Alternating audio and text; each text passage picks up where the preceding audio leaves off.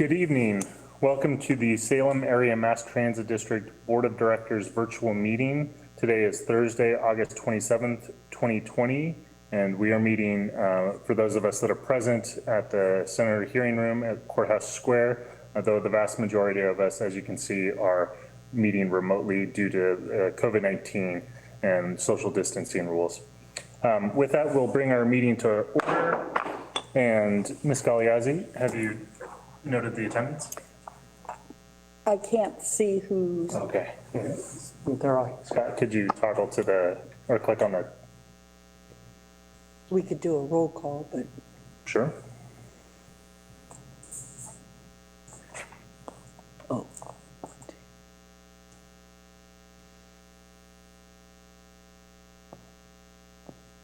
Are you going to do a roll call? Oh, okay, sorry. I'm going to do a roll call.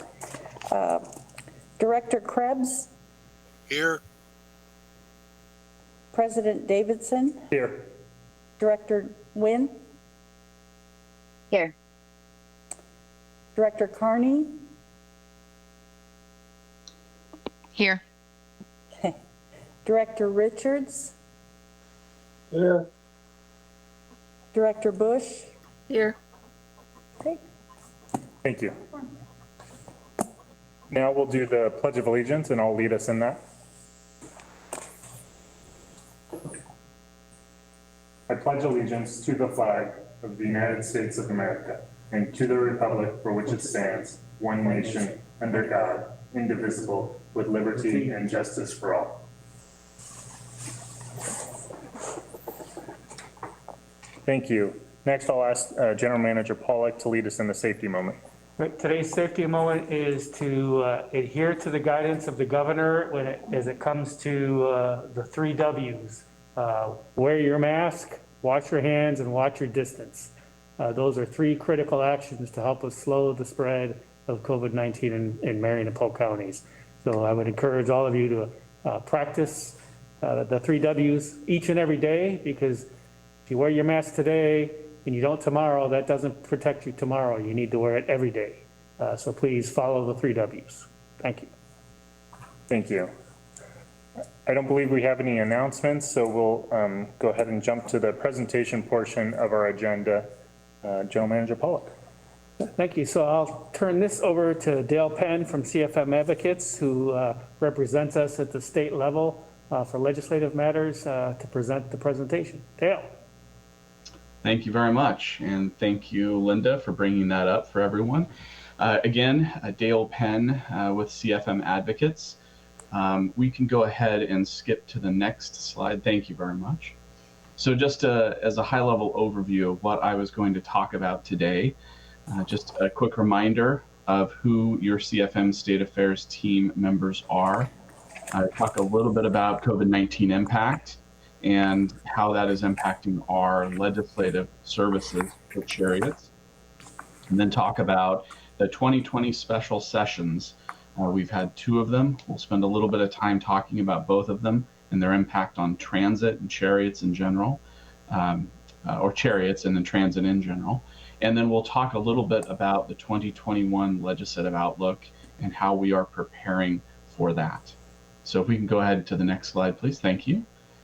So this is our state legislative affairs team. CFM has the honor of representing Cherriots both as at the state level and also at the federal level. But your state team members, myself, Tess Melio, and Zach Reeves, we all do work on your behalf.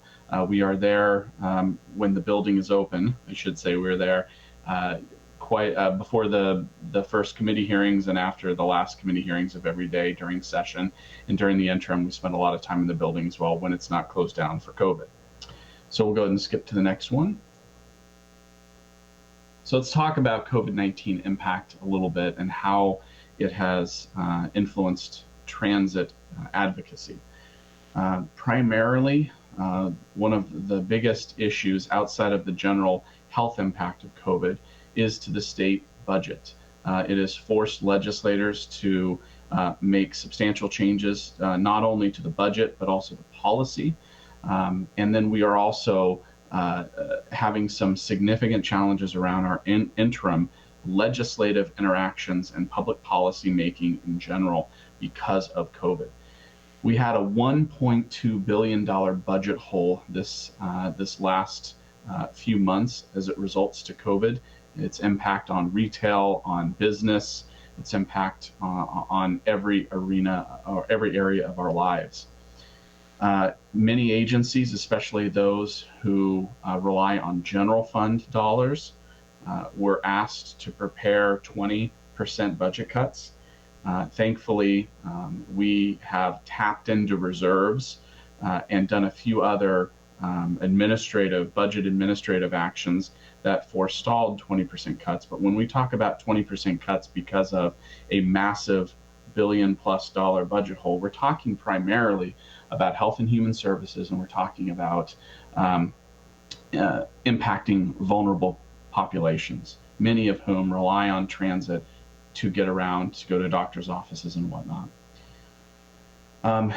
Because not only COVID-19, when we talk about policy changes, COVID forces the state to make some different decisions around policy, but it also, because of the May 25th killing of George Floyd and the subsequent protests, has forced the state to really look at how we police, how police accountability is in the state. And so legislators have been grasping with that as a result of the last few weeks.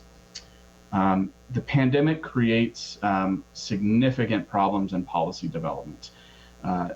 How does the public know that there's adequate participation or engagement when the Capitol is closed down? And that's something that legislators are facing pretty strong comments from the public around how they interact with legislators on policy development right now. There's lots of concern around public testimony, how often, how much, how we do it. The opportunities to influence or advocate for changes to bills are severely curtailed because of COVID-19. So the governor tasked many different industries to come forward with ideas on how to address COVID, and transit was no stranger to that. The governor asked transit stakeholders, ODOT, and a few others to come forward and bring ideas around transit guidance as it relates to COVID-19. Those recommendations were released on May 15th. They've been implemented in Cherriots and Rogue Valley and TriMet all over the state. We will continue to have a conversation with the governor's office about how COVID impacts transit, and that's something we see in our legislative work in every conversation we have with lawmakers. And then because of that, we want to make sure that we educate legislators on a regular basis on the impact of COVID and the actions Cherriots is undertaking to address the pandemic service challenges. Alan and I have been meeting with Salem area legislators over the past few weeks and couple months. We'll continue to do that into the fall. Those meetings have been very well received. Legislators appreciate the steps Cherriots is taking to keep riders safe. And it's very important to make sure that policy leaders understand your challenges and work with us on solutions. If they have an idea for a bill, we'd much rather have them work with us than find out about it last minute. So let's go to the next slide. Well, first of all, any questions on anything that I've talked about? With the understanding we're going to discuss the first and second special session now. Okay. The first special session. So 21 bills, this is June 24th through 26th.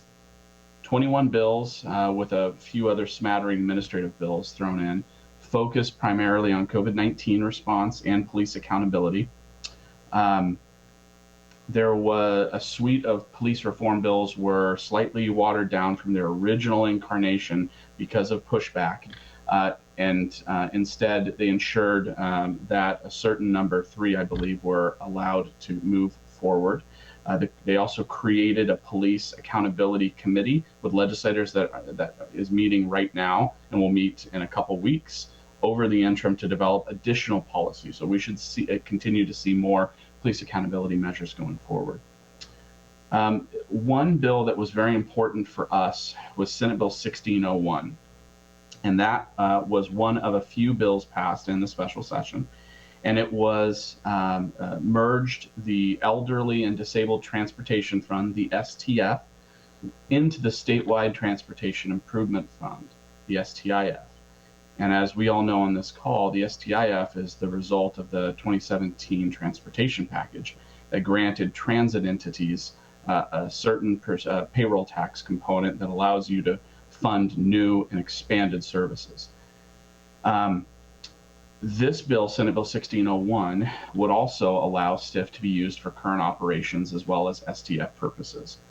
So back in the 2019 session, House Bill 5039 was passed, and I reported on this to this board at that time. That directed ODOT to merge the STF and the STIF into a single public transit program. This prompted the department to create a consolidation advisory committee to make recommendations on how to do that. Alan was a participant on that committee. The ultimate bill was encapsulated in Senate Bill 1601. After we attempted to get it passed, a version of this, in the short session. But as you remember, the short session failed and many bills were left on the cutting room floor, and this component was one of them. So originally, this bill was not going to come back in the special session, but we made a concerted effort to educate the local Salem area legislators as well as other lawmakers throughout the state of the need to pass this now for transit districts who need some flexibility in how to use that fund, especially as it relates to COVID. And thankfully, because of lawmaker support and transit advocates, we were successful in doing that. So, any questions on the first special session? Okay. The second special session, which occurred just a couple weeks ago, back on August 10th, much quicker paced, much faster. We had several days for the first special session. The second special session was focused primarily on budget rebalancing and a couple additional policies around police accountability, but primarily on budget rebalancing. I mentioned that $1.2 billion budget hole, and this is where they filled it. They managed to keep the $9 billion education budget intact. They pulled several $100 million from reserve fund and found about $300 million in savings by keeping positions and agencies unfilled. And so really what they had was about $300 million reductions in state program for general fund. Many of those programs, as we all know in transit, when we talk about funding, we usually will have a federal match component. Many of those 300 million of state programs had matching fund from the feds that we lost out. So really, it's not just a $300 million impact, it's much greater to the individuals, mainly vulnerable populations who need those services. So that was a big conversation. Thankfully, transit was not on the agenda at all during the second special session. So thankfully, we were in a position mainly to monitor, but many of the individuals you serve will have some of their services impacted by those decisions. Their reliance on your services may increase. Any questions about the second special session? So the next thing is talking about a future special session. Will we have one in September or October or not? And that's the big question right now. Nobody can tell me or can guarantee yes or no. I know that there are quite a few legislators who have pet project bills that they would like to bring back in a future special session, addressing COVID, addressing a whole variety of things, bringing back bills from the short session that were unsuccessful, that they feel like had enough support. All of that's up in the air right now. So the general idea is that we may have a special session, a third one, in September. September, we have an economic forecast being released, and we have legislative days that have now been extended for a full week. So we could easily see a special session occur during that week of legislative days, and I believe that week is the 21st through the 25th of September. So as I learn more information, I will of course be passing that along to Alan, and we can take appropriate steps if transit is impacted at all. So let's look at the second to last slide. 2021 legislative, well, first of all, any questions about that last slide? Okay. So 2021 legislative outlook. There's quite a few topics on here. The 2021 legislative session begins on February 1st. It's 5 months away, pretty much, which is really scary to think about. This is a long session, so this will be up to 160 days. And we have no idea what COVID is going to look like at that point, what a vaccine will look like. The general thinking right now is I would be very surprised if the Capitol is open, at least for the beginning of session next year.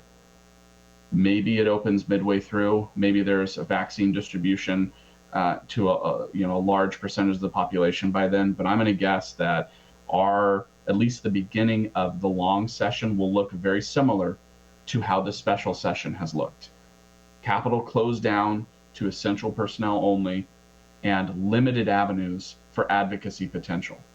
So what does that mean for us? It means we have to rely on our relationships with those key legislative champions who have been our biggest supporters and our most steadfast champions in the past. That includes Senate President Peter Courtney and many others in the area. And so we will be working with them to make sure Cherriots issues are front and center as we enter into a very, very unknown future from an advocacy standpoint. The major budget challenges next year are much greater than what we faced the last few months. The current economic forecast paints us a very dire picture of a potential $3 to $5 billion budget gap in the next biennium. We had a $1.2 billion gap just recently, and we filled a chunk of that with reserves and education stability fund dollars. We have a limited number of options for a $3 to $5 billion gap.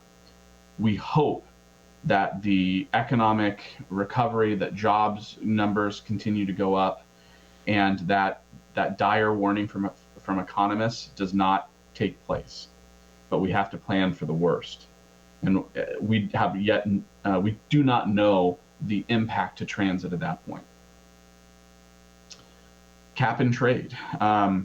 There is the slight possibility that you could have cap and trade reintroduced next year after the leadership was unable to pass cap and trade legislation last year. The governor put forward Executive Order 20-04, which is the Oregon Climate Action Plan, which pretty much tasked 16 different state agencies with adopting new standards and oversight responsibilities with a goal of reducing greenhouse gas emissions.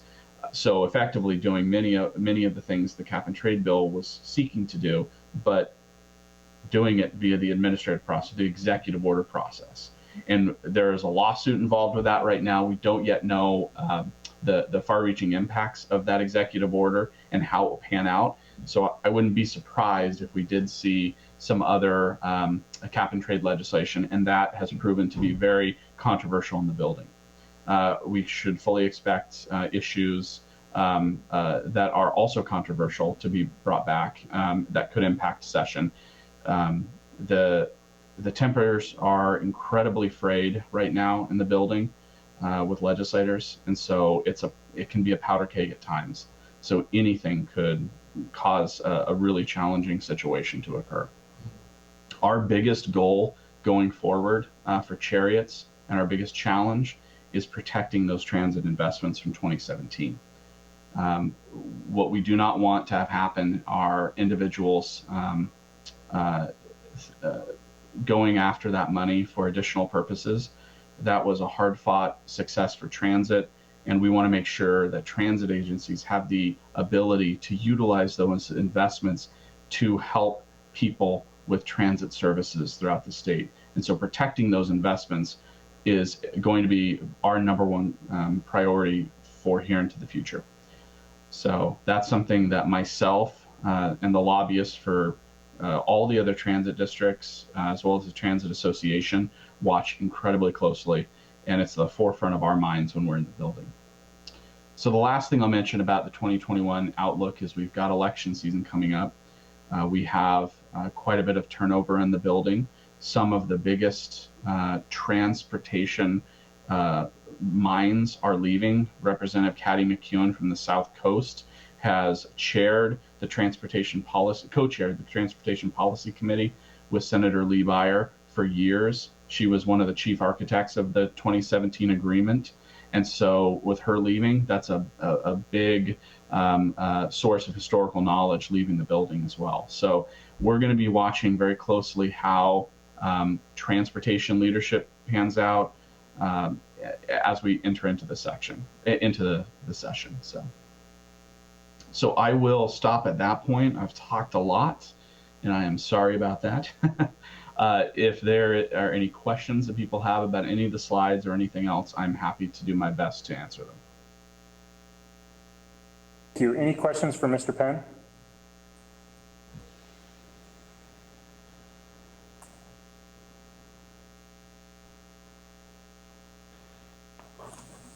This is Colleen. I just want to say thank you, Mr. Penn, for all of your advocacy on behalf of transit. You work tirelessly, and we know that you're doing good things for us. Thank you very much, Colleen. I very much appreciate that.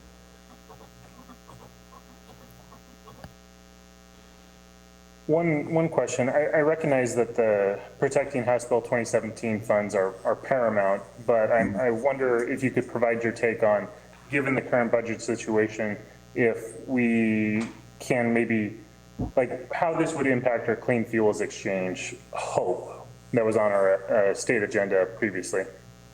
Well, that's a great question, and it still remains on our legislative priority list. And one of the things I forgot to mention, this jogs my memory here, is that as we get closer to the end of the fall and as we get closer to winter, I'll need to have a Zoom or a Google Meets conversation with the legislative committee and Alan, and we need to figure out what our legislative agenda needs to look like for 2021. And I would assume that that still maintains a high priority.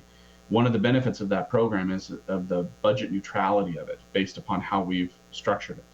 So we hope that because budget is problematic, we come forward with an idea that would help transit in a time when revenues are going to be taking a decline. Legislators may be more inclined to help out at that point because we do have an idea that does not have a budget impact. Thank you. But it's a great question, and because budgets are tight everywhere, it's going to be doubly important that we monitor that fund and protect it. I have another question. Regarding the renewable natural gas income that we have, is any of this in danger through legislative processes? Renewable natural gas income, could you explain that a little bit? Well, I know it's RNG, and I'm thinking that's what it stands for. I may have the wrong words for the acronym. I can answer. I would not expect this to be anything with the state legislative session to impact that program. It's a program we have with the Northwest Natural and others. So it's a whole separate deal. Okay, thank you.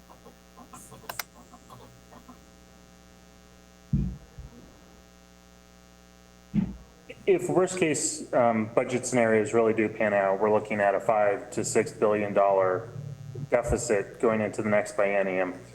I mean, legislators are going to have to go, down the list to start making cuts.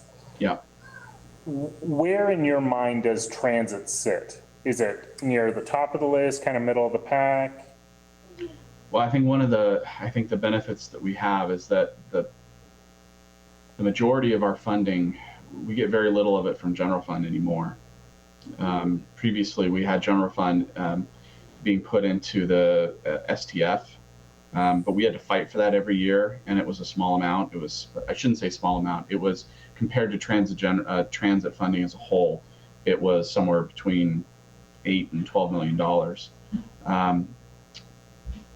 So agencies are being asked to prepare 20% budget reductions in advance of a $3 to $5 billion or $6 billion budget hole. ODOT, I don't know what that looks like for them, but primarily they have federal dollars or other funds. They do not rely on a huge amount of general fund dollars. So when we talk about $3 to $5 billion budget deficit, we're talking about $3 to $5 billion general fund budget deficit. And so for transit, I don't yet know what that looks like. The danger that I fear is sweeping some of our money to backfill other programs and other agencies through the STF, but we need to prepare to fight for that if that does happen. But everything's on the table, I'm sure, for legislative budget writers. They're going to struggle to make really hard decisions around the budget.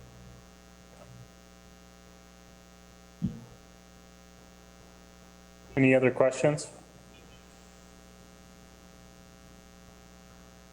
Okay, thank you very much, Mr. Penn. Like Director Bush said, your services are greatly valued. Thanks for being a strong advocate for us. Thank you very much for the ability to represent you guys in the Capitol. It's a true honor, so thank you. Okay, next on the agenda is public comment. Ms. Galiazzi, have we received any public comment? We have not, okay, and I do not see anyone here present. So with that, we can move on to the next item on the agenda, which is the consent calendar. And so if there's a director that would like to make a motion, that would be so.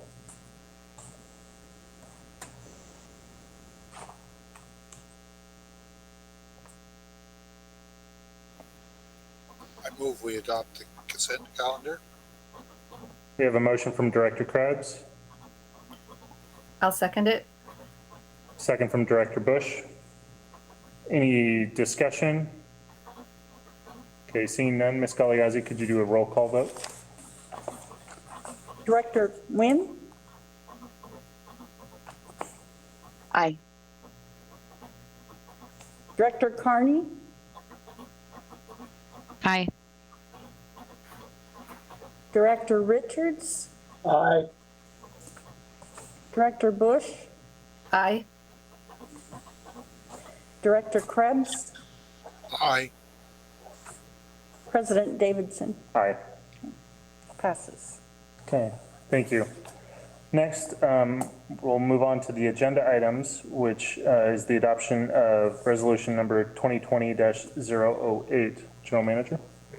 Thank you. Yeah, so the issue before you is whether or not the board will revise or amend and restate the board bylaws as presented in attachment A. So back in January of 1990, the board at that time adopted resolution 90-1, which set forth rules governing proceedings and the conduct of the board of directors of the district, typically called the bylaws. Since that time, the bylaws have been amended from time to time. Most recent one was in July of 2015. As a result of governance changes, portions of our current bylaws became outdated or needed to be revised. So President Davidson established the executive committee as the board bylaws committee to review the bylaws and make any recommendations for changes, which are shown in attachment A and attachment B.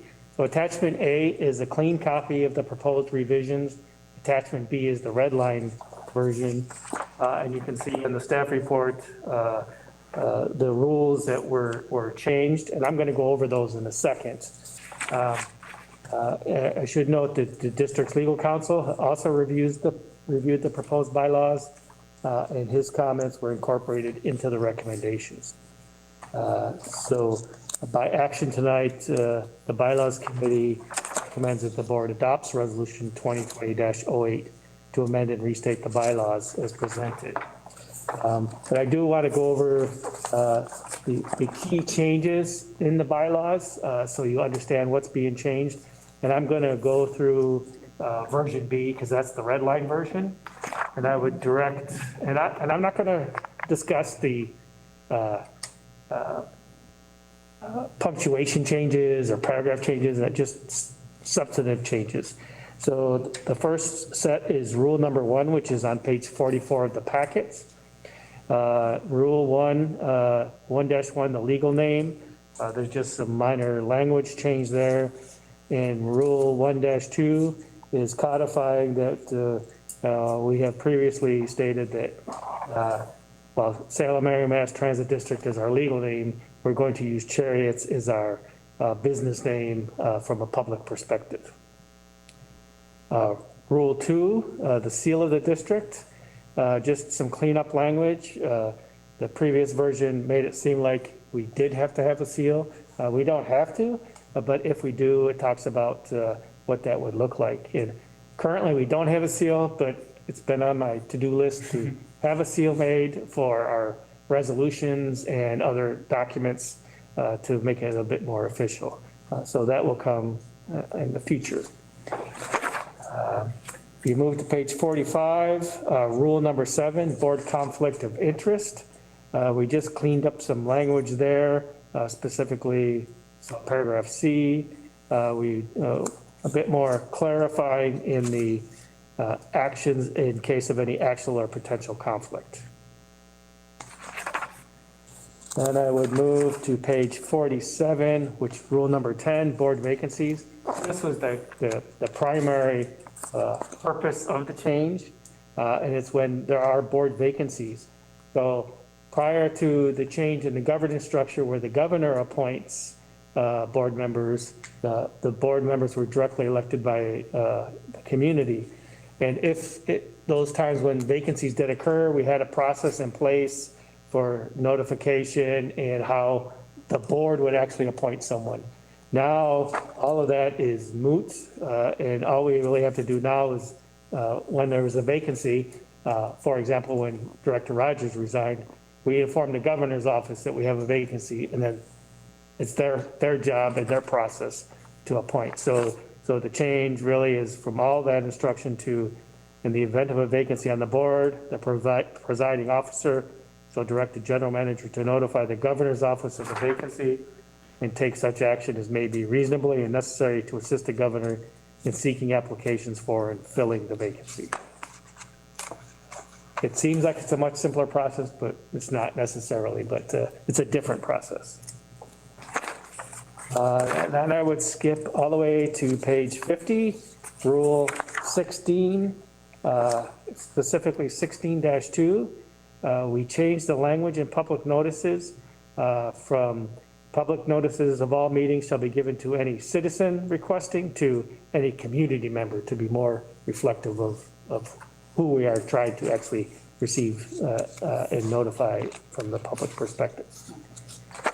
Then I would move to page 51, rule 17-3, just some cleanup language, the same with rule 17-4 as it relates to Robert's Rules of Order.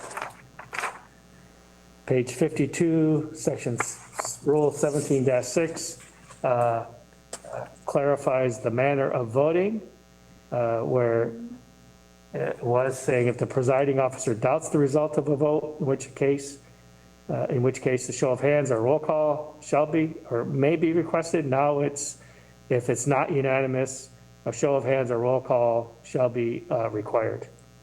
And also it changes that any 2 directors may request a call. Well, actually, it's not a change, it's just a clarification, correction of languages.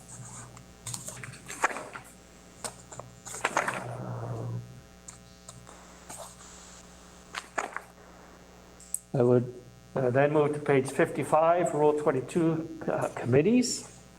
We made the same change as the previous ruling from private citizens to community members. And then you can see some cleanup language.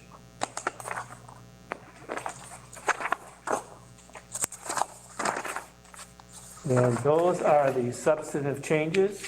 So that concludes my report, and I'd be happy to clarify any changes that were in the bylaws made.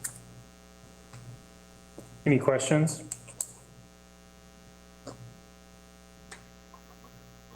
This is Colleen. I have a comment in regards again to the governor appointing process for our new board members. Back in the rule, way back at the beginning, the eligibility, I think that's, I should have kept it. Rule 5? Yes, Rule 5. And it states it there that a member of the, of who's not eligible to be part of the board, so be one of an employee of our district. But should we reference that to the new process? The vacancy one, Rule 10? Should that be included in there? Now, Rule 10 just talks about how to fill a vacancy when somebody resigns. So in the event when Rule 10 takes effect, you have to go back to Rule 5 for eligibility. Okay, I understand that, but should they be combined, or it seems like they're separated quite a bit from each other. Well, Rule 5 talks about who can be on the board. Rule 10 talks about what happens when there's a vacancy. Let me get the exact words. That was Rule 10, right? Yeah. Yes. Yeah, and in the event of a vacancy on the board. So a vacancy would be when somebody resigns prior to the end of their term. So I don't think you need to repeat the same language in this because it's already part of who's eligible for the board. Okay, maybe I'm not expressing myself very well. Director Bush, are you asking to move Rule 10 up to, say, Rule 6 to make it closer to Rule 5? Yeah, something like that, because there's such a big distance between the two. You state it and then you don't state anything else about the membership until deeper into the document. They are related. Not necessarily. Up front talks about eligibility and duties of the board. I'm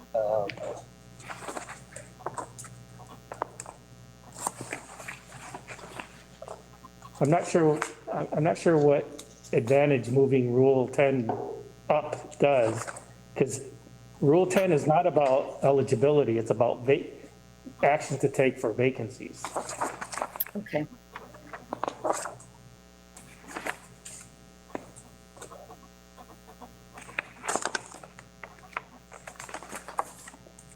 I think, yeah, it should be okay then. It was just kind of stuck in my brain. It was couched in a negative statement in the first place, and then it just seemed far removed from any other comment about actual membership. So I can see what you're saying too.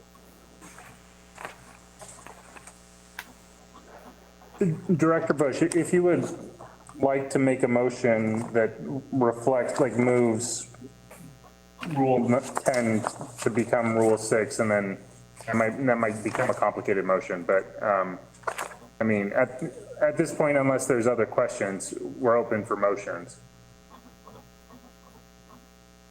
Is it more confusing for other people, or does it seem okay? I'm up for a discussion. Why don't you make the motion and then we can do the discussion? Okay, so I move that we move Rule 10 up to be Rule 6 in order that those topics would be closer together. Director Bush, could I make a friendly amendment? Yes. Change the language to, I move the board adopt resolution 2020-08 to amend and restate the bylaws as presented in attachment A, with the sole change being moving Rule 10 to Rule 6 and all subsequent rules receiving one nominator later. That makes much more sense. Yes, I accept that. I'll second that. Okay, we have a motion and a second. Any discussion? I just have a question for General Manager Pollock, and that is, what is the relationship between, well, not maybe the relationship, but we have our sub-district map and we have these bylaws under which we operate. How frequently does the sub-district map get revised, just in terms of how it relates to who is represented on the board, et cetera? Sure. It changes every 10 years as a result of the census. So once the census result come back, we'll be going through a process probably in 21 or 22 of revising the sub-district boundaries. Happens as a result of the census. That makes a lot of sense. Thank you.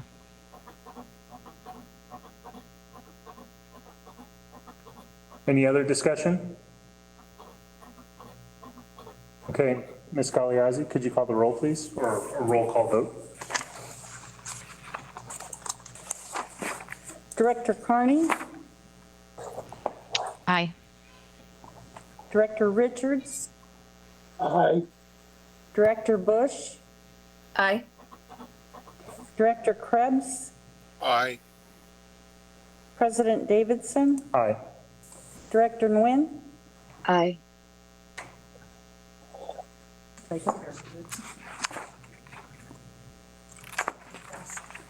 What's that? Oh, it passed. Okay, great. All right, motion passes, so that action item is taken care of. We will move on to informational reports, the first which being the overview of the Albany Transit feasibility study project. So I'm going to turn it over to Steve Dickey to present the report, introduce our consultant. So President Davidson, members of the board, it's my pleasure this evening to bring an overview of the Albany to Salem Transit Feasibility Study. Cherriots was awarded a grant to fund this study in the initial statewide Transportation Improvement Fund program under the discretionary portion of that program. And this project is actually a continuation of planning work that we actually completed back in 2013 when we conducted a long-range regional transit plan. The long-range regional transit plan was a very high-level look at our regional needs for transit services. And in that plan, it identified the Albany to Salem corridor as a significant commute corridor, and also for general travel for people traveling between the two areas. The need for an alternate route being dependent upon driving alone has also been a long-standing need in this area. And in addition to just Albany, the communities of Millersburg and Jefferson have also been growing as locations with more affordable housing that would still be considered a reasonable commute to either the Salem-Keizer area or the Albany-Corvallis area. With more people moving to these locations, it is also important to consider transit alternatives to serve the I-5 corridor in the area of these communities. On March 16th, we issued a request for proposals, and that closed on April 27th. On June 22nd, 3 responses to the RFP were scored, and an apparent winner was selected, and that winner was Cherriots Walker and Associates. Tonight we have Gavin Pritchard from Cherriots Walker and Associates, and he's going to spend a little bit of time going over the scope of the project, and we also included the scope in your packet as well as the timeline, but Gavin's going to give you an overview of what this project will entail. So with that, introduce to you Gavin Pritchard. Thank you, Steve. Good evening, everyone. Like Steve said, my name's Gavin Pritchard. I'm a transit planner with Cherriots Walker and Associates. I actually grew up in Salem and went to South Salem High School, so it's exciting to get to work with Cherriots on this. I think the best way to go over this project will probably be to go over the timeline, which is on page 64 of the board packet. And while you're digging that up, I wanted to mention that on our team for this project, we're working with Jeannie Lawson Associates, or JLA, who is going to be assisting us with all the local public outreach efforts.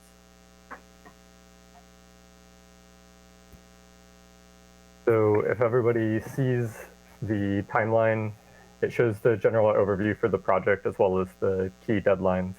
You can see it started in late July of this year, and it should be concluding in August of next year. If you see on row 4 or so, you can tell that we've already started on the project. We're already underway on the work for the existing conditions and needs assessment components of the project. The next major event will be the initial public involvement, which will be a webinar at the end of September. In this webinar, we'll present to the public what the project is and begin the larger process of identifying and communicating the trade-offs of the new transit service along the corridor. We're going to have a single webinar and invite all the different communities from Albany, Millersburg, Jefferson, Salem, and anyone involved. We found that it works best to have all the community members in the room together, because that way they can both express their concerns and interests to us, but also they can hear from each other about how different communities might be valuing different things. After this first webinar, the findings will be incorporated into a choices memo, which will be an overview of all the existing conditions, as well as laying out some of the key choices and trade-offs that are going to be present. The memo, in turn, will support the development of 2 service alternatives that can operate in this corridor. We'll design that with the help of Cherriots staff and other agency partners. Once these 2 alternatives have been developed, we'll go back to the public for a second round of engagement. We'll have a second webinar, which will update the public on the project and present these 2 service alternatives. That second webinar is scheduled for next February. In addition to the webinar, we'll be having an interactive online open house, and that will be open for the 2 months from the webinar until 2 months after to collect feedback. The online open house is a web page that lets people interactively learn about the project, the 2 detailed alternatives and the trade-offs between each, and also allows them to provide feedback that we can incorporate. All of this input from the second webinar and the online open house will be used to inform the final recommendations that come between the 2 service alternatives. And then we'll collect all of that information and create a final recommendation report, which should be arrived to you in August of next year. So that is a very quick overview of the project and some of the key deadlines. If you have any questions, I'm happy to answer them.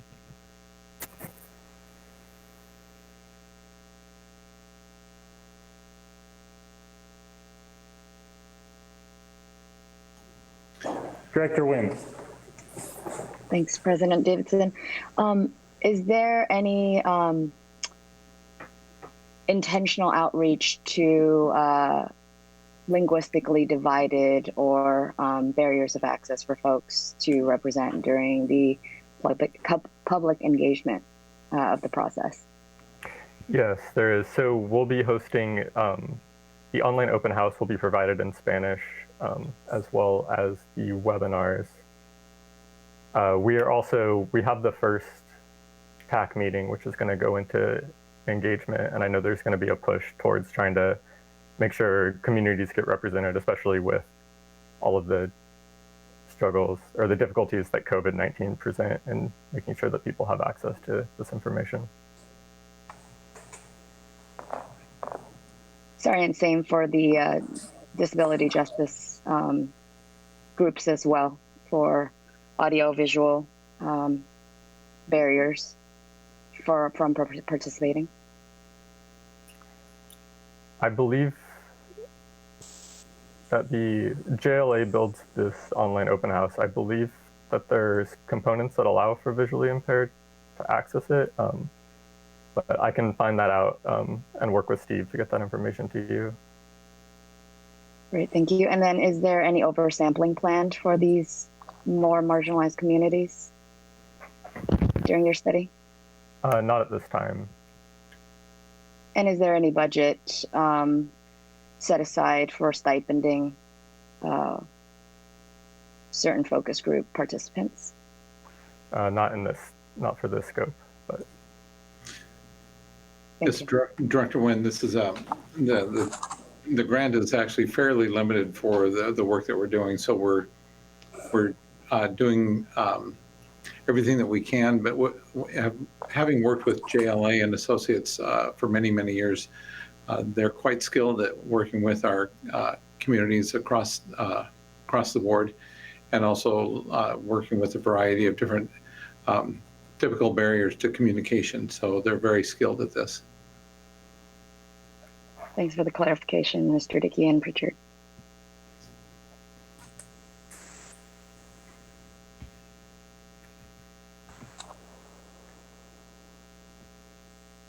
Is it accurate to say that this initial study, as outlined in the scope of work, is identifying the needs and desirability in the region, but it doesn't address the economic costs of implementing a service if service is desired? Both alternatives will be designed and costed out to be operated and will be comparable in cost. Just with each one will have a different goal of reaching a different trade-off to allow people to have the choice between how they want these funds executed. In either scenario, though, this scope of work doesn't detail a fact-finding mission on identifying public resources to fund the startup of this line, though, right? It would just be a generalized, like, Plan A would cost X million to operate annually, and Plan B would be this much. Is that fair? That is correct, President Davidson. This is a feasibility study, so it's evaluating the realities of if this is actually something that could be done, and it provides the plan and the framework for us to be able to then pursue funding should it be determined that it is something that we would want to do. But it provides those tools that typically that those that are making decisions on what projects to fund and what not frequently look for plans such as this to say, have you done your homework? And do you know that this is really, this is going to cost what you're asking? And typically they're also looking for something to determine if you've done enough of your homework to realize that this is going to be sustainable and not just a try it and then realize after a year you really don't have the money to do it. It's really an important tool to help us then be able to pursue funding should it be determined it's a feasible option. Great. Yeah, thank you for that, both answers. I appreciate the fact that this is step one. I'm just keenly aware that step two it presents its own challenges, but I'm glad that we're tackling step one.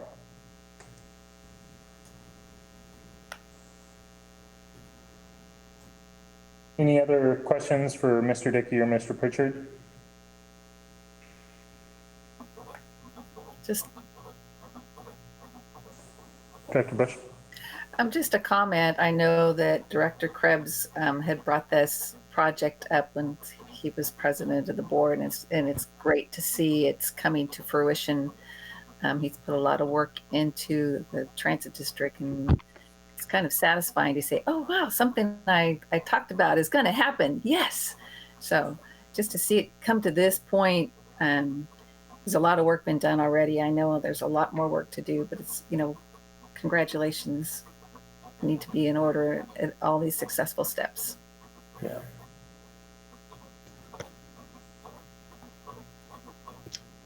Thank you, Director Bush. Anyone else? Okay, thank you very much, Mr. Pritchard and Mr. Dickey. Thank you. Next on our agenda is the September service change briefing. Thanks. I'll ask Chris French to present the report. Good evening, President Davidson and members of the board. I'm here this evening to discuss the September service change. As was indicated earlier, we usually do this right after the holiday in September, but due to COVID, we've made a slight adjustment to that. Usually we make service changes for every 4 months. We've been making service changes quite regularly over the past couple months. This change, though, we're looking to bring service back to about 95% of pre-COVID service levels, and that would bring back our earlier morning service and frequencies until 9 o'clock departure from downtown. It also restores all of the regional trips to 100%. Saturday has already been brought back to pre-COVID levels of service. We have a few minor things like the 2 and the 12 that continue to operate on a long-term detour due to construction for sidewalk improvements and stuff on part of the route. We've added some additional trips and made some adjustments to help with on time and just clarity. A couple routes that have not come back yet that we have not extended back are the Route 22, and that route primarily served the library, which is closed, and we have the Route 21 that serves the same stop that the 22 would serve, and so we are not bringing that back at this time. And it also, the 91 and 92, which serve Garden and Rock West, have not been added in that we're going to run them every day, but we're in contact with them and we'll make adjustments and cover that with the extra board if that service is needed before the next service change. The 1X also we're bringing back to 100% of pre-COVID service. And with that, that concludes my briefing, and I would be happy to answer any questions you may have. Are there any questions for Mr. French?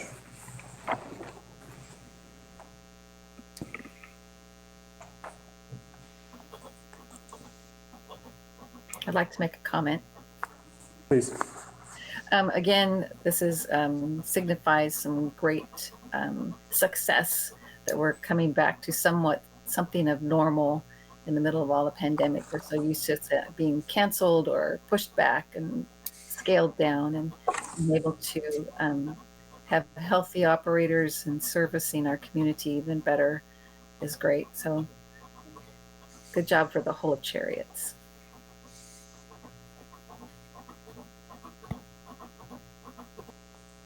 Mr. French, I know I might be conflating numbers at this point, but I believe we're at about like 80% of normal weekday service for our weekday service right now. If that accurate, assuming that number is correct, where would we be on a percentage coverage sense or percentage sense with these September changes? I will be going to 95% of pre-COVID is service level, and basically what is not being included is that the pulses after 9 p.m. in the evening, the 10 and 11, which was added with the STIF funds. Okay. So everything, all other frequency and span are brought back to what they were prior to us reducing for COVID. Just that late evening trips are not. Great. I love that. My number 4 can now be 30 minutes instead of 1 hour. I appreciate that. Yes, that is, yes.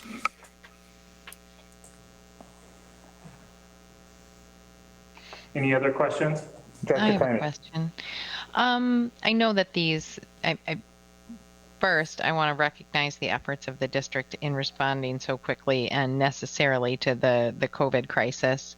I know typically these service changes take a lot of planning and a lot of sort of advanced thinking ahead.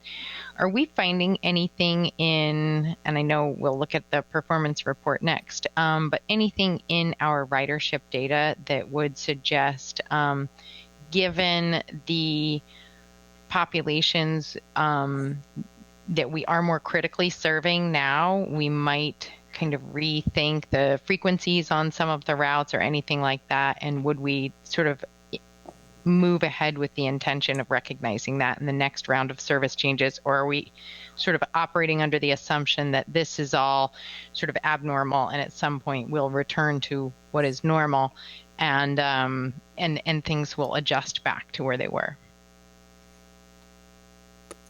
So right now, so our primary focus has been getting back to pre-COVID levels, mainly restoring frequency to handle overcrowding on the buses. As we move into future changes, we will be evaluating frequencies and are we serving the correct places? But that hasn't been the primary focus right now. We've, with changes so quickly, we're really focusing on getting service back to where it was, so people that had half-hour service have half-hour service again instead of hourly. With our core network, we restored that first, and that really covers those areas that have high transit demand, high shopping, low income, just the whole transit desirability areas that you want to put transit. And so we've restored those first, and then and looked at where we were overcrowded. So we're kind of doing that with restoring the routes from the past, and this last change is just trying to get everything back up to its previous frequency. That's helpful. Thanks. Any other questions? Okay, thank you very much, Mr. French.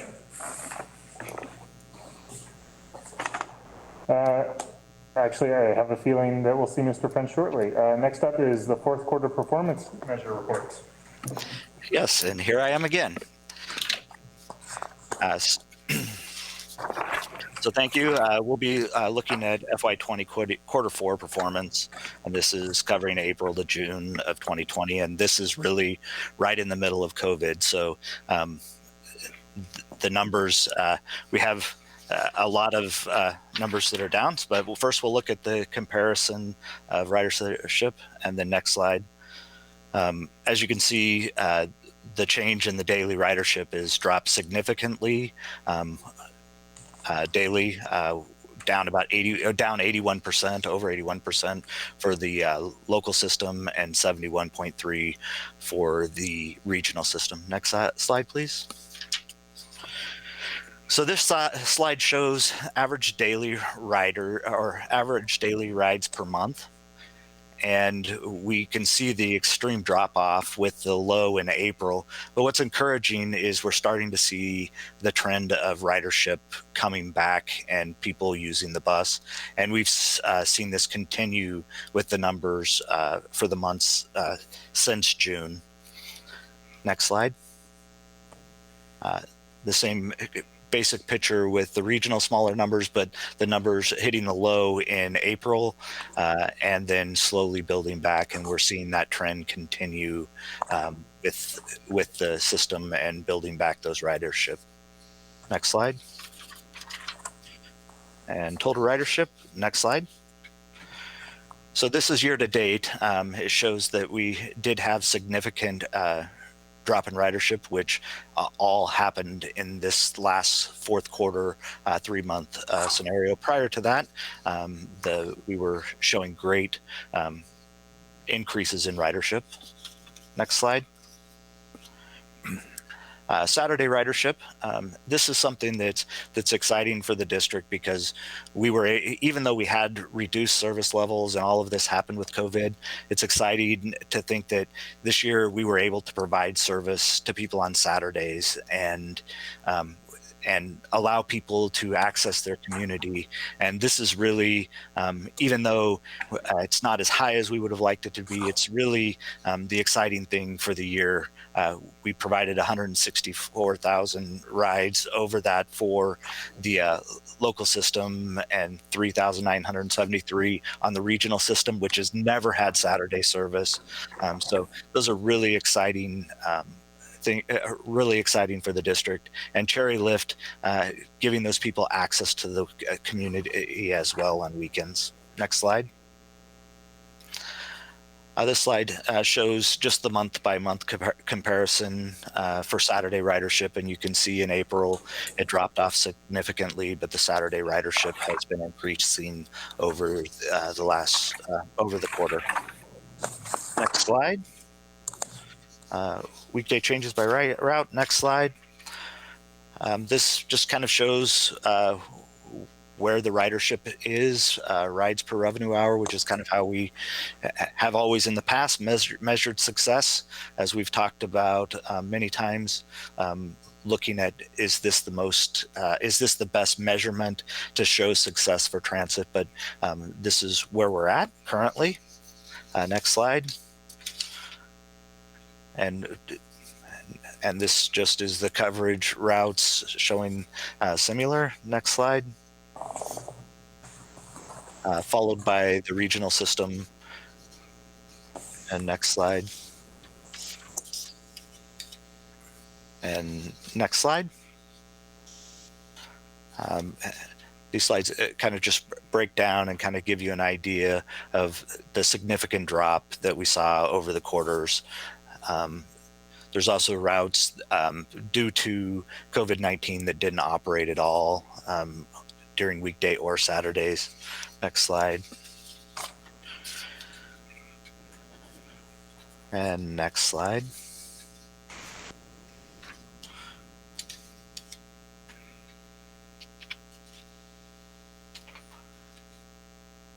Next slide. Looks like one of my slides was missing. So it's not there. You're fine. For fares, just so that everybody knows, we went to fare-free rides, and so we saw a significant reduce in all fare types, and everything basically went under the fare-free. So we had a large, significant increase in free rides. And with that, I can answer any questions that you may have. I have one. If we weren't measuring ridership using fares, were we just asking our operators to sort of click a button when people got on, or is that part of our I forget what acronym we were using, but the electronics that we've invested in on our bus system? No, so we have, our fare boxes, the operators usually, there's a code for full fare, a reduced fare, youth, and there's also a free button that we track free rides, and we just moved all of the ridership to there. So the operators were tracking under the free ride, so we were continuing to get counts, but they were all free because of the fare free and the backdoor boarding.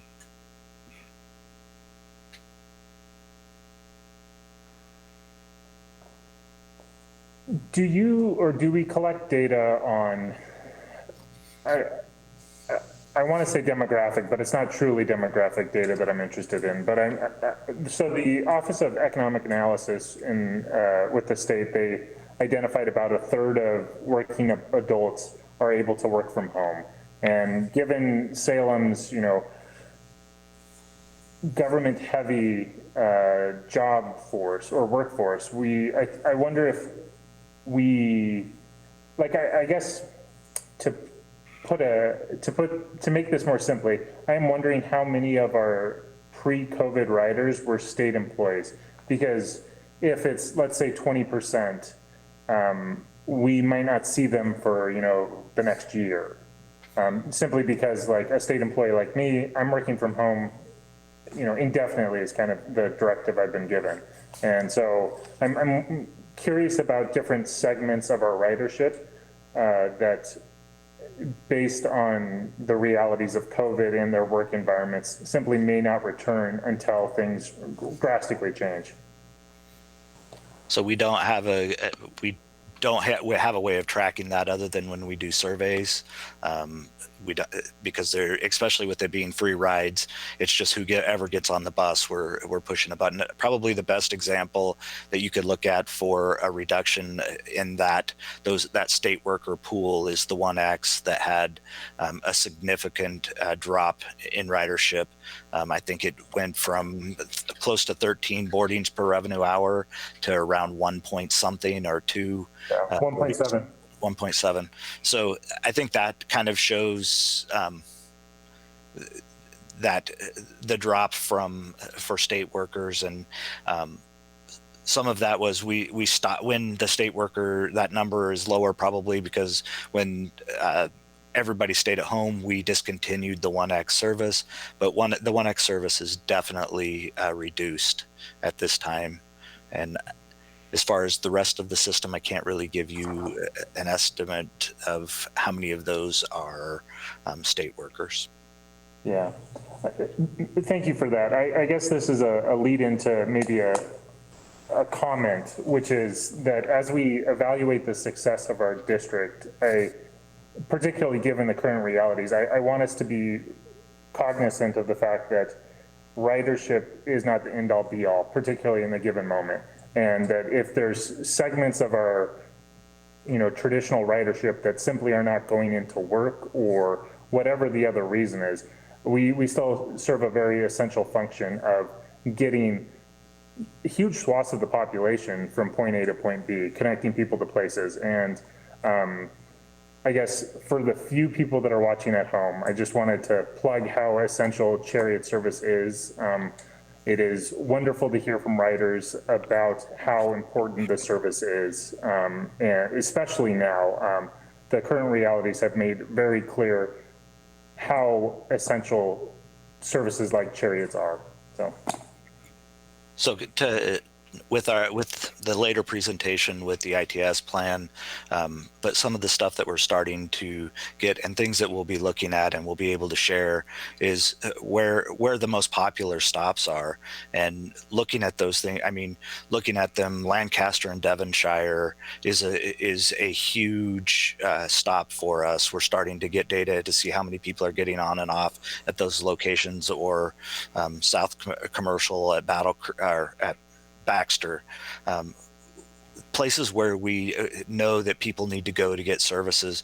We'll be able to share a little bit and be able to tell a better story of how we're connecting people to those locations that they really need to go to get those critical services or shopping, or just the human side of where people need to go and what we're providing to people, not just a number for ridership.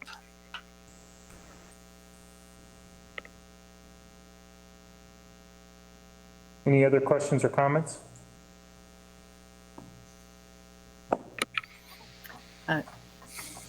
Director Bush. I was just curious about comments on the shopper shuttle. I know it stopped operating because of COVID. Is there a time when it will come back? So we are not running the shop piece of the shop and ride, but we are riding the dial-a-ride portion. So it is running right now. We're running about 12 and a half hours a day of providing trips for people so they can call in and go to the places that they need to go.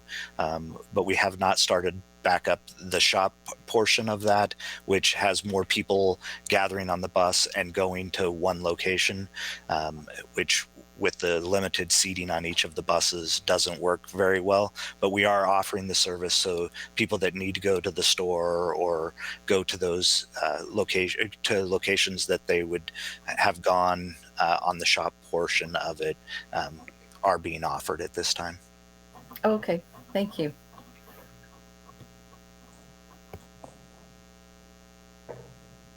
Other questions or comments? Okay, thank you, Mr. French. And next up is the trip choice report. Right, thanks. I'll ask Roxanne Belts to present the report. Good evening, President Davidson, members of the board. Can you hear me okay?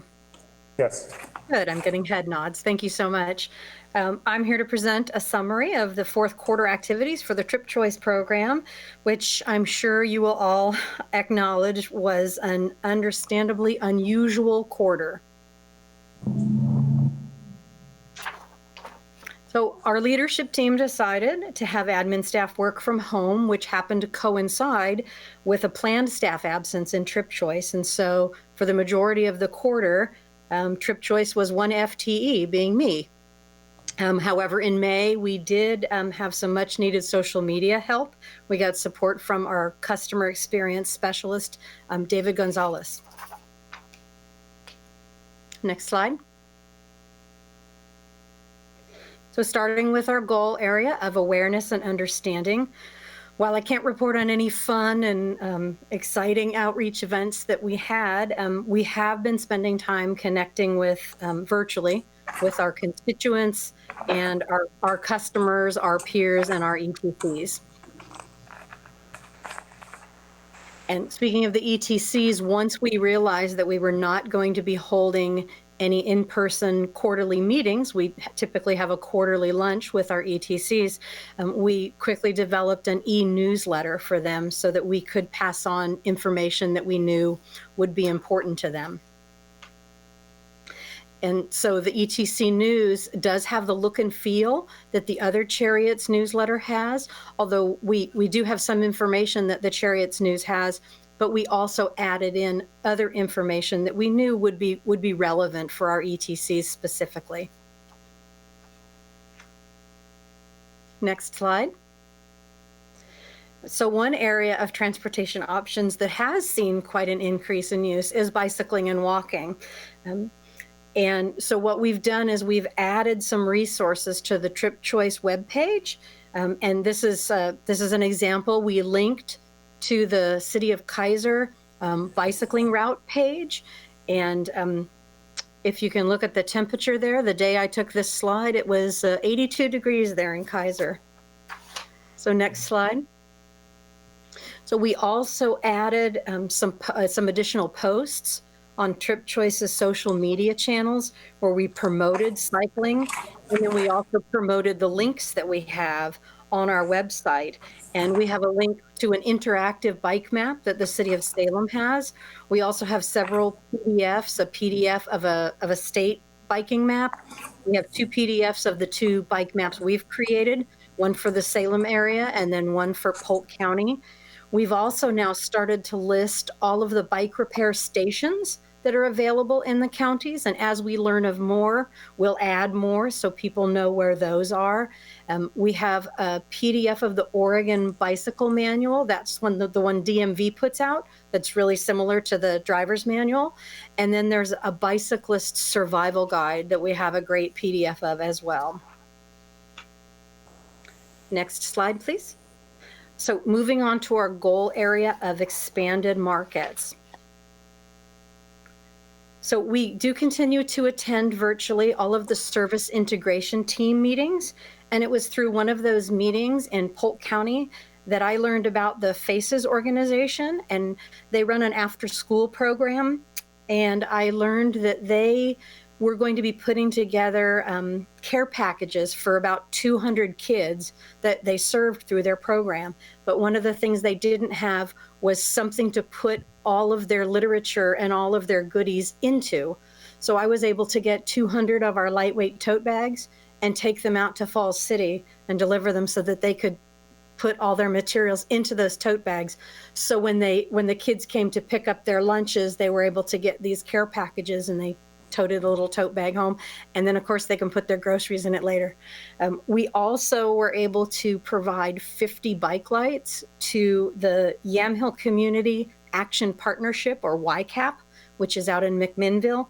They have a youth bike program very similar to the Northwest Hub here in town. Next slide, please. Thank you. Additionally, with expanded markets, we do have our Group Pass program and the Van Pool program.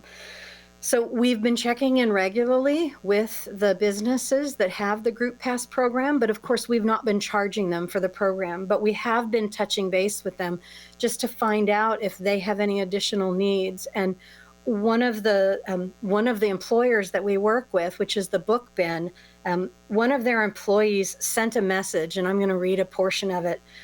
I truly appreciate how thoughtful Cherriots has been in its handling of transportation services throughout this pandemic period. It's wonderful to have access to this essential service and to see the care that Cherriots is providing to its drivers and its riders. And so the full content of that message from the Book Bin employee will be in the e-news. So moving on to van pools, there's 2 things going on. We're in the final stages of issuing an RFP to continue the subsidy program that we offer. The RFP will hit the streets soon, and so more on that next quarter. The other current issue, the status of van pooling, is pretty challenging. Just as transit ridership is down because of state workers, we've seen the same with our van pools. We have 16 vans that are still operating, but we have 19 vans that had been sitting idle since March. And so we in a conversation with Enterprise, and we agreed they were going to terminate the lease agreements with those van drivers. They were going to get the vans back, put them back into their inventory, and then we would stop subsidizing those vans.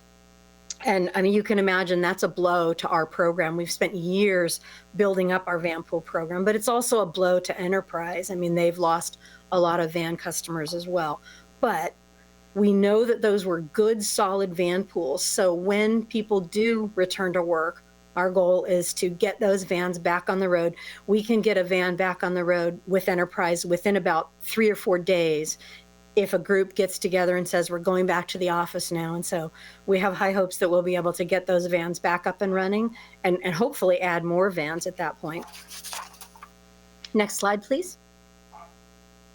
So addressing our goal of safety, in addition to the bike lights I mentioned that we delivered to YCAP, we've also been able to partner with the Safe Routes to School program, Northwest Hub, Salem Community Markets, and the Salem Leadership Foundation to provide some free bike repair services in the West Salem Farmers Market. Stay on this slide, please. We started in July, and it'll run through mid-September. So far, it's been very well received. From the first time we held the workshop or the repair, there were 5 bikes repaired. Last time, there were 11 bikes repaired, and 11 is about the maximum that they can handle in a day. So it's been very, very positive.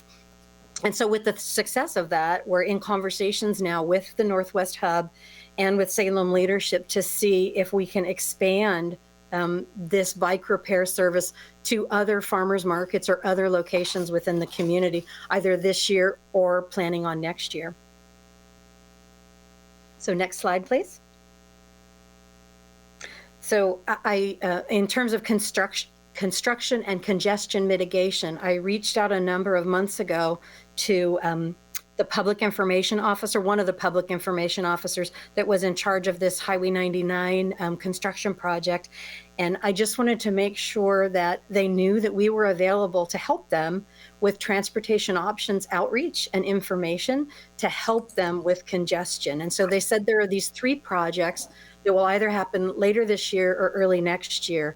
And while they said none of these will impact traffic too significantly, they said that they will certainly look to us to help them with some of their outreach. Next slide, please.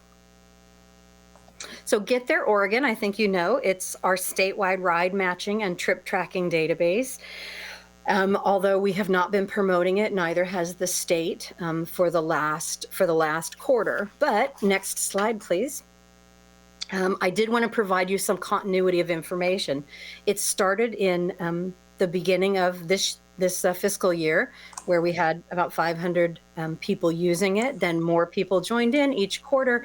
And even in the 4th quarter, there were still 920 active users, but an active user only has to have been active within the last 180 days. So that number can be misleading. And so if we go to the next slide, I can show you, based on the number of self-reported trips, and so these are from these 900 and some users, they report what trips they're taking. And you can see the aggregate of the 3rd quarter of everybody that reported a van pool or a bicycling trip or a carpool trip, that was about 17,000 trips that were reported. And then in the 4th quarter, last quarter, we had about 1,400 trips reported. And so we just know that as people were making these transitions, even if they were teleworking, they just weren't really thinking about the database very much and the tool, and that's fine. So next slide, please. And the reason that's fine is because we're still going to do the Get There Challenge. And so the challenge is coming up in October. It's October 5th through the 18th. And this year, it's going to be achievement-based, as well as people can track their telework trips. And so participants will be able to do things like watch a video online or post information about a walking trip that they took or their cycling trip, or share stories. And then they'll earn achievement points for doing that. And then those points will make them eligible for prizes. And we'll be doing local advertising. So the state advertises, we'll advertise as well. We'll post information on social media. And then we'll also have some bus ads on our own buses in English and in Spanish. And the prizes, just so you know, they come from statewide sponsors that the state organizes, and those are all donated prizes. So there's no cost to the taxpayer here. Next slide, please. And so just a final note on one other activity that we have. We can go to the next slide. In June, the vendor that Ride Salem used, called Zagster, Zagster filed for bankruptcy, and they've discontinued service nationwide.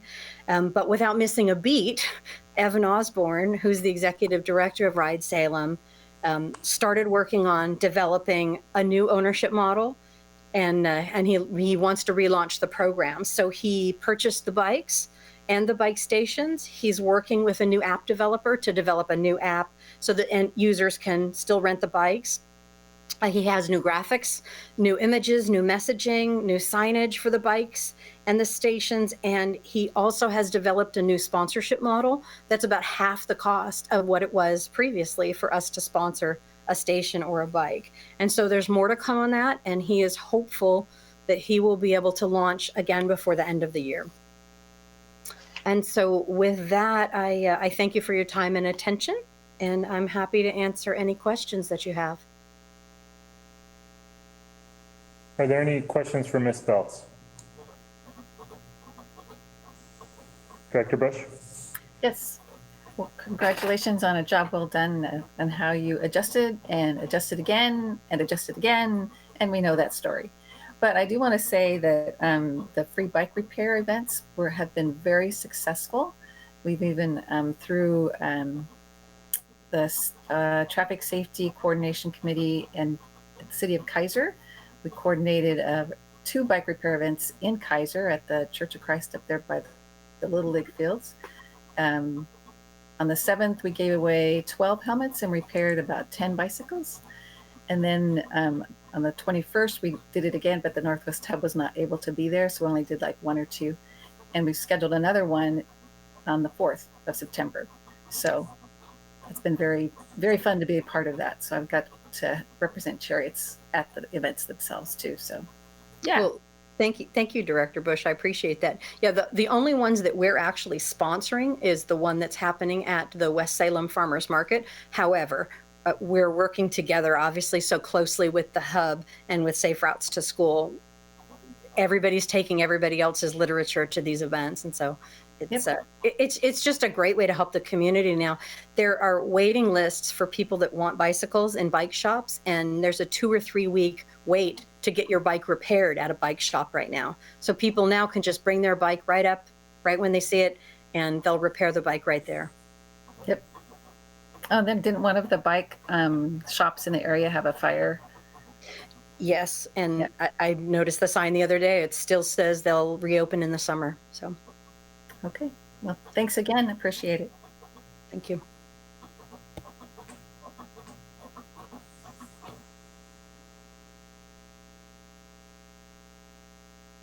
Any other questions or comments?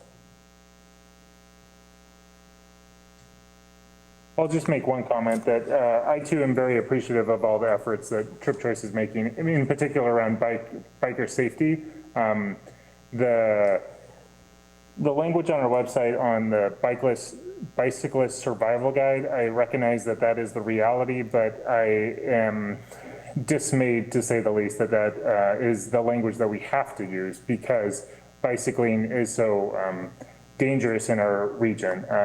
When COVID hit, I stopped riding the bus and started biking a little bit more, and there is room for growth. And I would like to see this board maybe take a more active role in advocating for bicyclists and pedestrians, because they are our riders.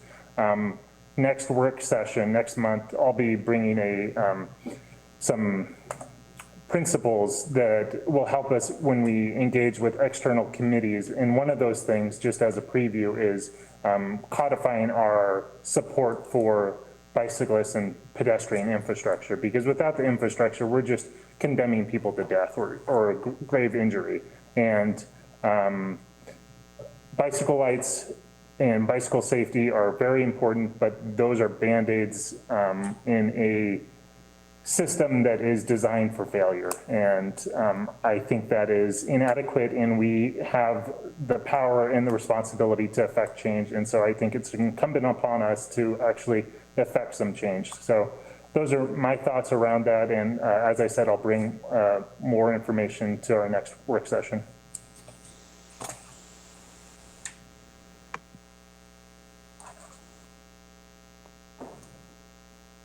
If there's no other questions or comments, thank you very much, Ms. Belts. Thank you. Thank you. We can move on along to the Intelligent Transportation System update. Okay, I'll ask Steve Dickey to come on back and give us our report. So President Davidson, members of the board, it was a little less than a year ago, and it's hard to believe that Cherriots held the kickoff meeting for the Transit Intelligent Transportation System, or Transit ITS project, that would enable the district to have a set of powerful tools to manage our services, plan service from a data-based perspective on a new level, improve safety and security, provide valuable information to our customers, and be even more proactive in taking care of our buses. A lot of this happened since a lot has happened since that meeting. Some visible, but a lot more that's been behind the scenes. While we had originally a project schedule that would have had us bringing this update and demonstration a few months ago, we've had to find ways to keep the project moving forward in the midst of a global pandemic. Tonight, we are happy to share that all equipment has been installed on the local fixed route fleet, and the regional fleet, along with our staff and service vehicles, will have their equipment installed in the next few weeks. The systems that have been installed include new automatic passenger counters, systems that will track the location and movement of the buses, dispatch and planning software, new destination signs inside and out, new announcement systems, the tablet that is the central control for all other systems, and many more pieces of hardware and software that make it all work together.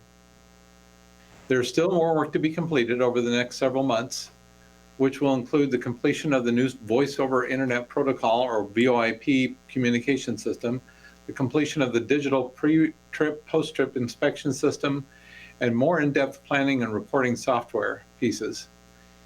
This work is being done by GMV Synchromatics. At the same time, through another contract, the security cameras are also being replaced. And in the very near future, work will begin on the contactless fare system project and green light extension. But I can talk a lot, but I bet you'd probably like to see a little bit. And so tonight, Chris is going to come back, and he's going to share his screen and share the actual live system and show you some of the things that we already have available to us as we're moving forward. This certainly is not the complete project yet, but we're excited about it, and we wanted to show you what we have in place so far. So Chris, take it away.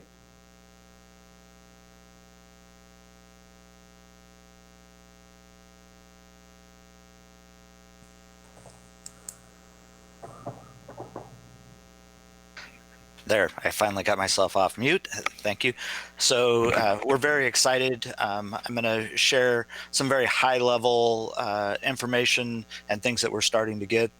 This is one of the dispatch screens, which shows the vehicle, the run number, the trip numbers, where it's going, and along here shows the percentage of capacity on the bus, and we actually have these set to the COVID levels that we allow on each of the buses. So at a glance, they can see how many people are on each of the buses, or the percentage of the capacity, where the bus is, if the bus is on time or early or late.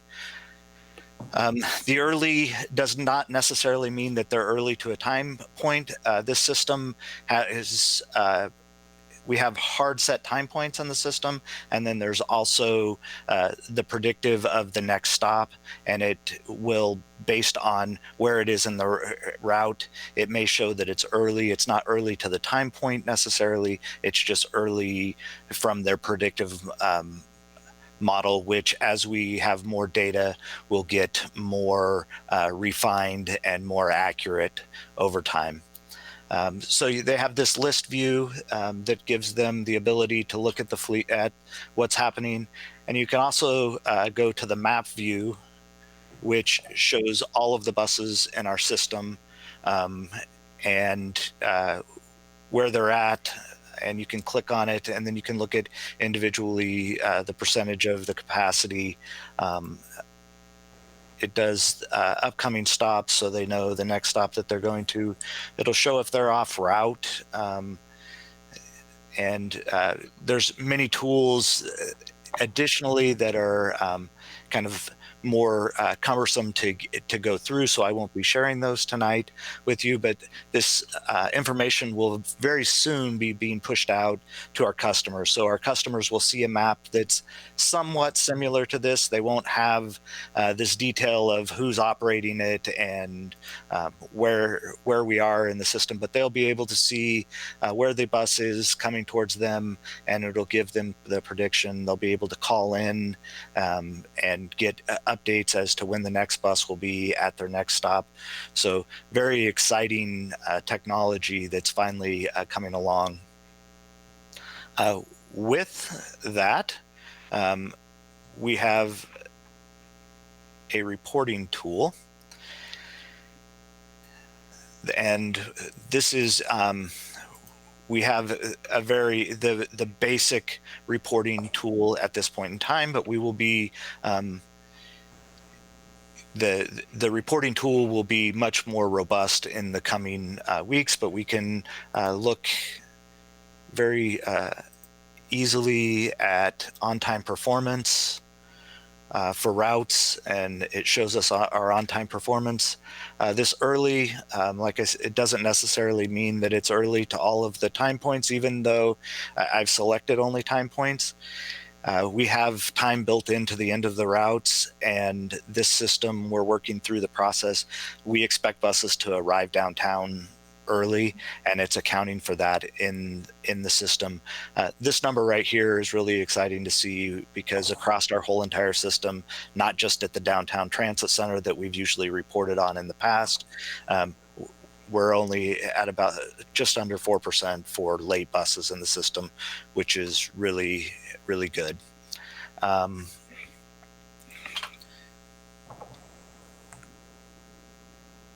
We also get a breakdown of ridership, and this is looking at August 1st to current, so what our ridership is for the month, and it breaks down farther, so we can drill deeper into the system and see where the boardings are happening at across the route, which is very exciting. This is where we can use this information to tell where our passengers are really going. When we get the more the additional tools with the reporting tool, we'll be able to show boardings and alighting, so the kind of looking at both sides of it. This low-level reporting kind of snapshot just shows where people are boarding the bus, but it's exciting because we haven't had this level of detail really ever. As I said, on this we can look at, this is APC data, which is the automatic passenger counters, and this shows all of the boardings for the stop downtown Bay K, 4,000 for the month, alightings 4,800. So we just have a lot more information, and as time goes on, we have some additional reports that will be in the Insights Plus that gives us more, but we can do it in more of a spreadsheet type thing now and access the data, but it's not very exciting to share. But we're really excited about where this is going and the information that we're going to be able to provide to our customers. And I can answer any questions that you may have. Great. I would like to ask the first question. First off, this is incredibly exciting. Even the very boring databases are exciting. Yeah, this is awesome. My first question is, you said this will be pushed out to customers soon. I noticed that recently our website's trip planner now pushes to Google Maps. Is that how it will present to our customers? Is it going to be open source data to, the Apple Maps, Google Maps of the world, where you'll be able to see a little bus trucking along, or what does that look like? Yes, it will be pushed out to the Transit app, Google. It'll also be in our trip planner. So in our trip planner, we use Google, but when you go to our website and you click on a stop, right now it gives estimated times for that, but it will give the real-time data. And if for some reason it's not in communication and we've lost that, it will revert back to that scheduled or estimated time. So it will give our customers and passengers a lot more access to where the bus is. There's also a phone number, or you can text in the stop number and get additional information over the phone. That's great. Yeah, how many years ago? Probably 7 years ago, when I was in graduate school, I helped Corvallis Transit System adopt this, and basically it was a bunch of coders, and I bought the pizza, and they did the work. And anyways, long story short, they hacked together a much cruder model of this where it was customer facing, and it was awesome. The community response was great, so I'm excited to see the Salem-Keizer area get to experience this as well. So, other questions? I have one. Director Carney. First, just so exciting. I mean, I've waited all night for this staff report. Seeing that little glimpse of the real-time tracking makes it all worth it. And I mean, we've all, I think, known for years that this data is so necessary and going to be so helpful in informing our riders and improving our performance. One question for staff is with the on-time performance. It's great that we have very few late buses. The early buses are a concern, so I'd like to hear how and when we think that data quirk with arrival at the downtown transit center will be resolved, so that we, as board members and the public, can better understand when a bus is running ahead of schedule, because that's problematic in terms of people getting to the bus on time. So I know that we're working on it. We can break the data down farther and look at and get that number a more accurate number. The individual stops where it shows that it's early, that will come automatically as the algorithm learns our system and the time in between stops. The downtown piece, we've brought it to their development team and said this doesn't work. The other thing that if we can't solve it with the software right this second, we can tweak the schedules to show more of a realistic arrival time. With being able to have more robust data and look at the schedules, we can adjust those times to show a more accurate arrival time at the transit center instead of just dropping that time at the end of the route. It would still be at the end of the route. We would just better represent the recovery time. We have set recovery time, but if the bus is coming inbound right now, we will put that time at the end of the route and just have a standard time.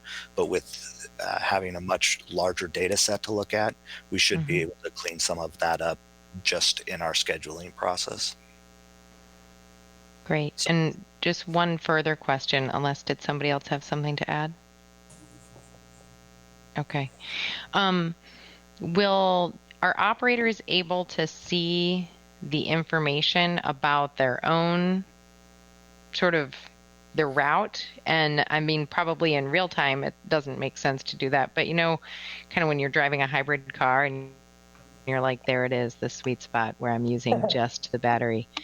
You know, it would be, maybe there's some sort of like gamesmanship that would incent our operators to sort of keep it in the sweet spot the entire time. I don't know. But I mean, I think the first question is, are they able to look at the data and sort of see how they are matching up? Or is that already intuitive? I don't know enough about operating a bus, obviously. So on the MDT, it does show them where they are and if they're ahead of schedule, behind schedule. All of that is being displayed in front of them. And also, we have data, so we can show the operators how they compare to their peers, how their on-time performance is, if they're early, if they're late. All of that stuff is in here, just with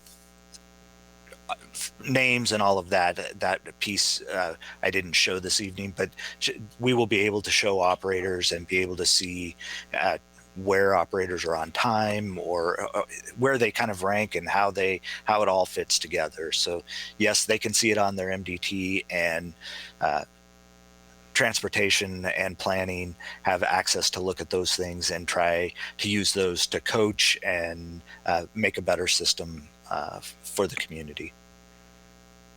Great, super exciting. Thank you so much for the report and the view on the data.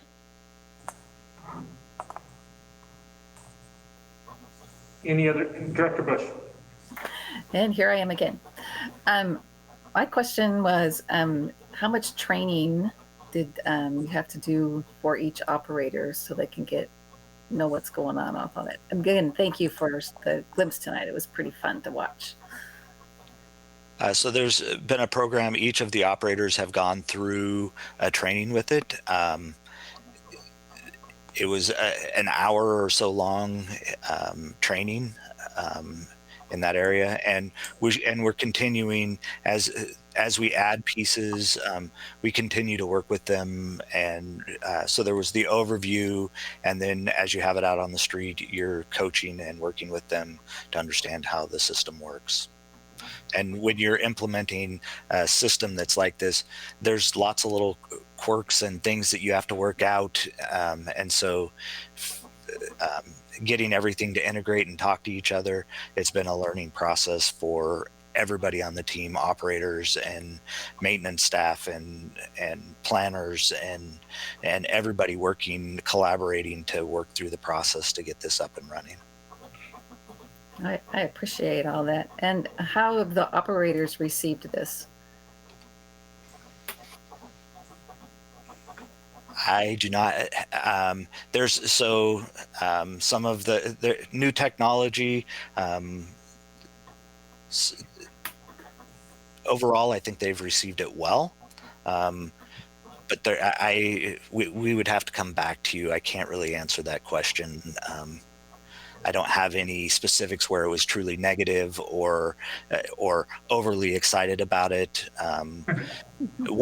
One driver I heard mention that it made him very nervous seeing that early late. Starting out, that was very stressful for them to have that much information in front of them. So I think they probably were on sensory overload with all of the information that was coming at them at first. Thank you for taking a stab at answering that. And for all your work. It's been great. And we can report back. I can talk with others and see if I can get you guys a little bit more information about how the drivers have received it and kind of where they're at in the process.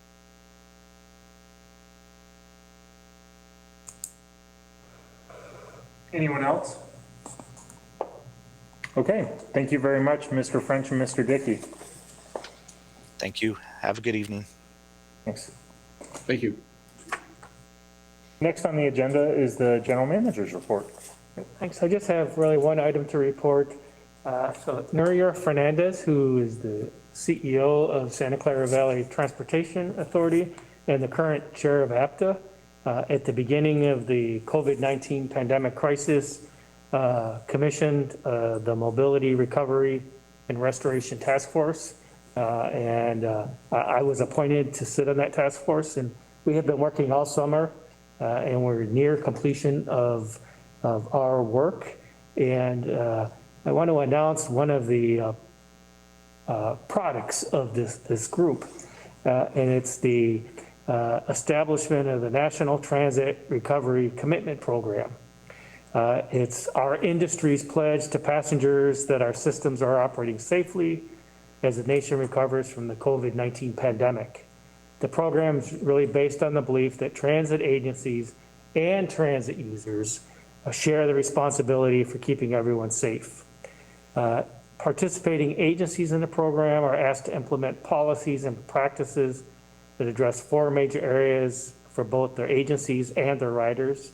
Those areas include following official guidance, protecting each other through cleaning, disinfecting, good ventilation, social distancing, the use of face coverings and other methods, sharing information that will empower riders to make informed choices, and ensuring transit workers and passengers are healthy. As part of the program, each agency would determine how best to address these areas in its own way based on their size, their ridership, the resources, and their unique circumstances. I am happy to say we are following all 4 of those guidelines already.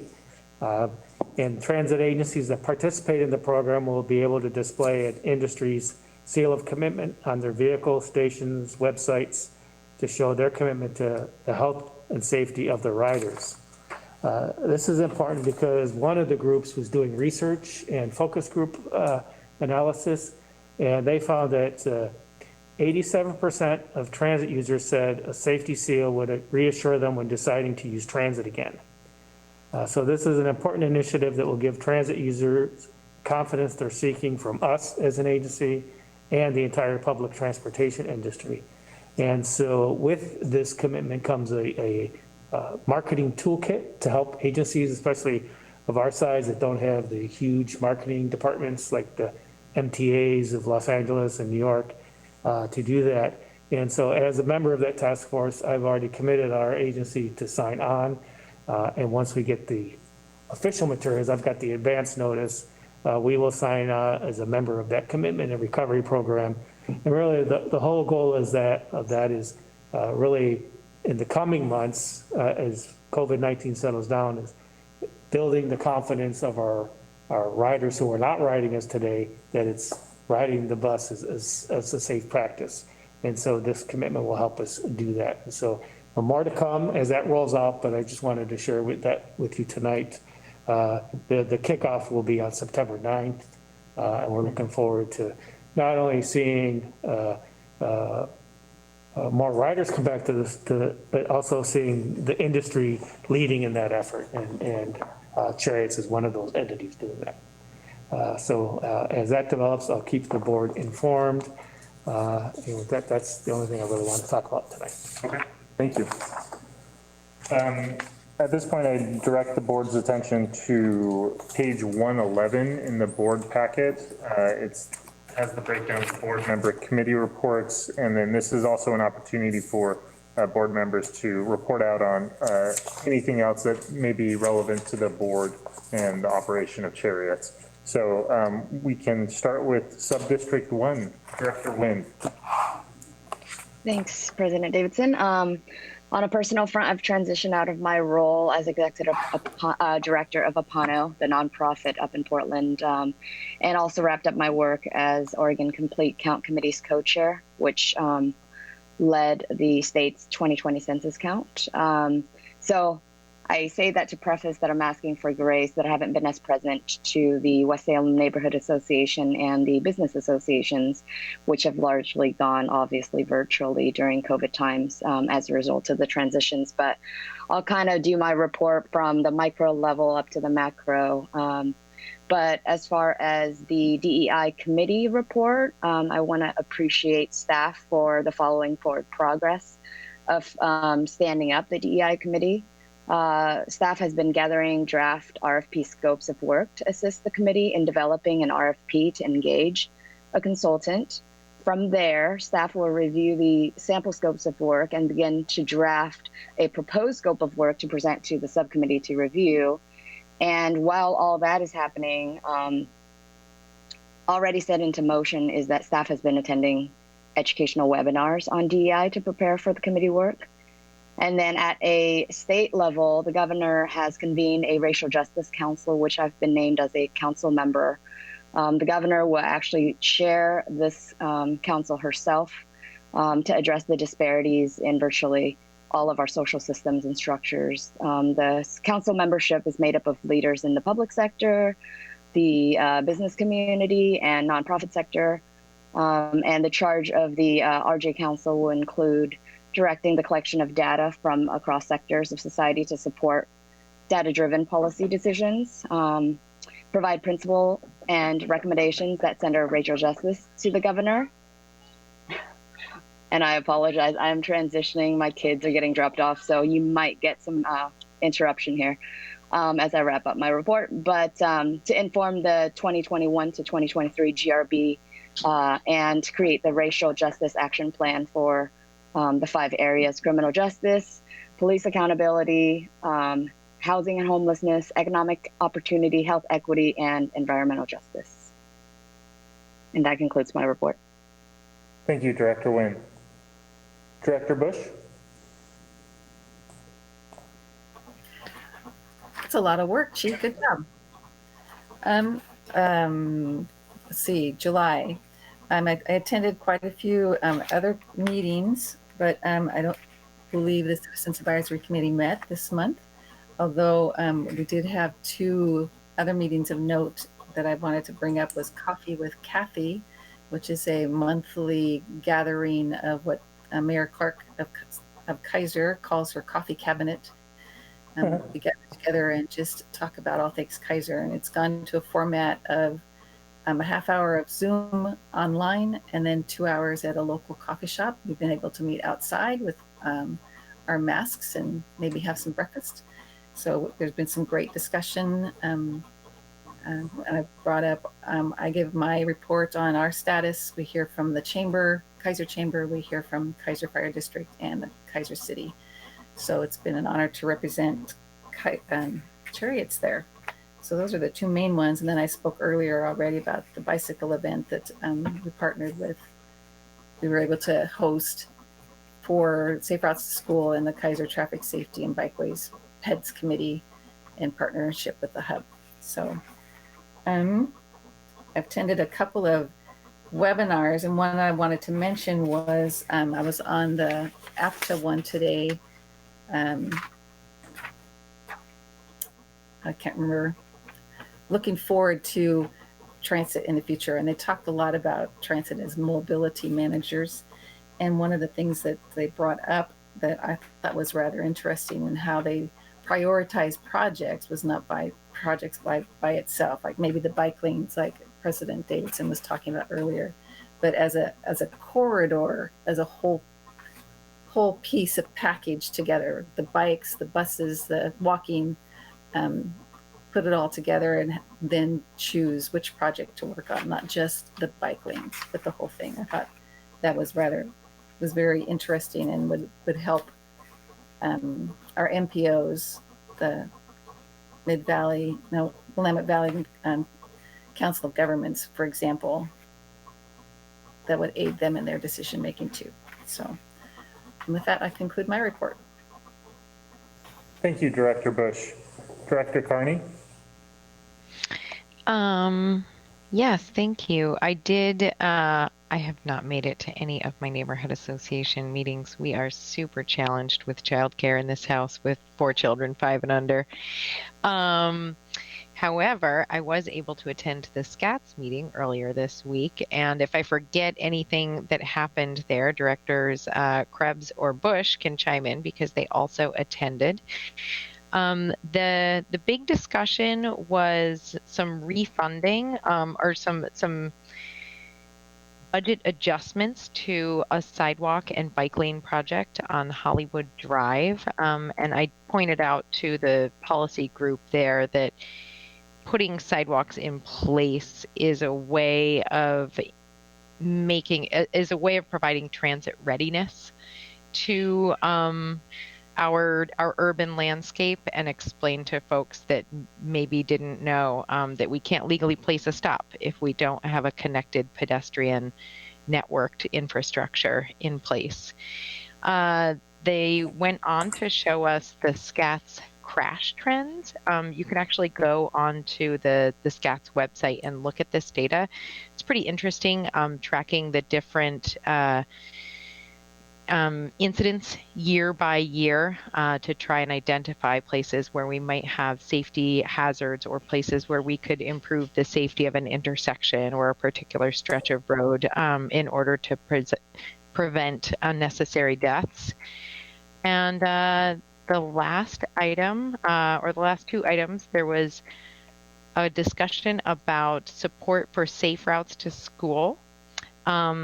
And some of the new elements and requirements of that program, and then some tip modification. And I think for the first time in my memory, the meeting ended early.